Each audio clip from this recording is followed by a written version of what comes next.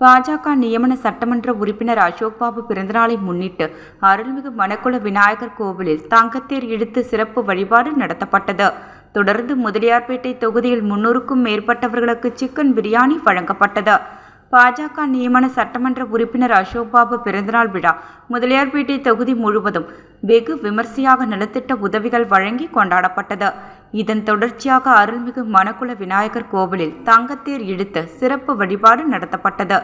இதனையடுத்து உழந்தை கீரப்பாளையம் சக்திவேல் வருமானந்த சித்தர் ஆலயத்திலும் முதலியார்பேட்டை கங்கையம்மன் ஆலயத்திலும் நிர்வாகிகள் சார்பில் சிறப்பு பூஜை செய்யப்பட்டது. இதில் சட்டமன்ற உறுப்பினர் அசோக் பாபு கலந்து கொண்டு சிறப்பு சரிதரம் செய்தார். இதனைத் தொடர்ந்து முதலியார்பேட்டை தபால் நிலையம் அருகே பாஜக நிர்வாகி ராஜ்பரத் தலைமையில் 300க்கும் மேற்பட்டவர்களுக்கு சிக்கன் பிரியாணியுடன் சிக்கன் 65ம் வழங்கப்பட்டது.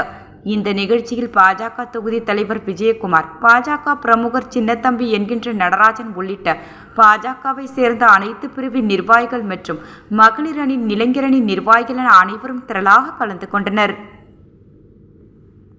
மாலை அலுவலகத்தில் நலத்திட்ட உதவிகள் வழங்கப்பட்டது.